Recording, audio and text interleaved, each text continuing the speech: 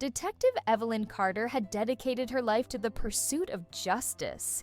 For years, she had worked tirelessly, sifting through evidence, chasing leads, and bringing criminals to account.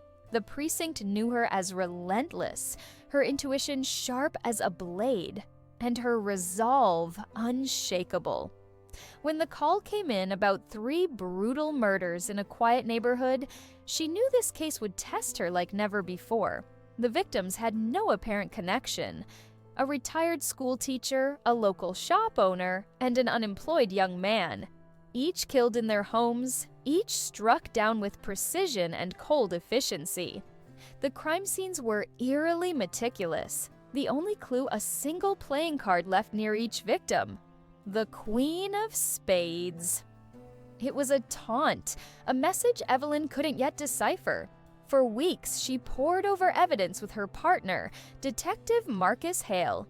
They'd worked together for years, had each other's backs through the darkest of times. Marcus was more than a colleague. He was her friend, her confidant, the one person she trusted implicitly. Together, they chased down leads, questioned suspects, and reconstructed the final moments of each victim. But nothing made sense.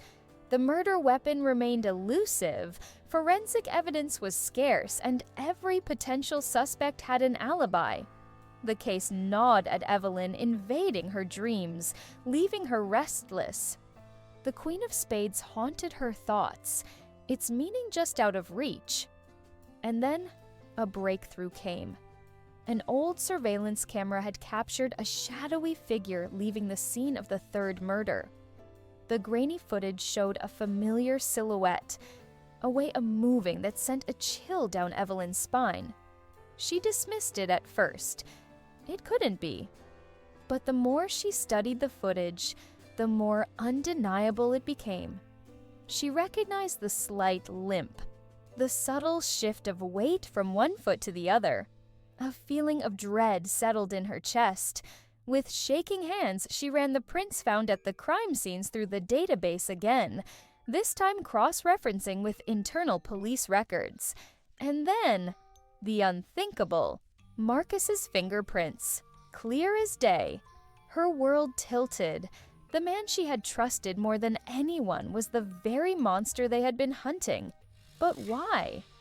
What had driven him to this? Was he playing her all along? Or was there something deeper, something she had missed? Evelyn began retracing Marcus's steps, looking into his records, his past cases. She discovered inconsistencies, old files altered ever so slightly, evidence that had conveniently disappeared. It wasn't just these 3 murders. There had been others, cases that had gone cold, all connected by one thing: the Queen of Spades. A sinking realization hit her. This had been happening for years, right under her nose. How had she not seen it? The thought made her stomach churn. How many had he killed? How many had he let go free? The bond they had shared felt like a cruel joke, a manipulation expertly played by a man she had considered family. Evelyn confronted him, her voice a whisper of betrayal. His eyes held no malice, only sadness. He had reasons, he said, reasons she couldn't possibly understand.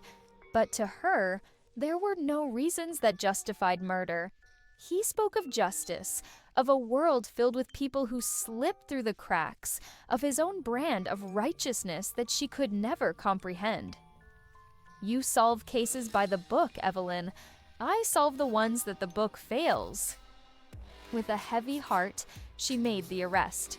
As she clicked the cuffs around his wrists, Marcus simply smiled. "You were always the best detective, Ev," he said, voice tinged with regret. "I knew you'd figure it out." Evelyn didn't feel like the best detective. She felt shattered, hollow. The case was solved, but at what cost? As Marcus was led away, the Queen of Spades still haunted her. Only now, she finally understood its meaning. A symbol of deception, of hidden truths. A warning she had failed to see until it was too late. Justice had been served, but Evelyn knew she would never be the same again. The city would move on, new cases would arise, but this wound would linger. She had lost a partner, a friend, and a part of herself. And deep down, she wondered, if she had never found out, would he have ever stopped?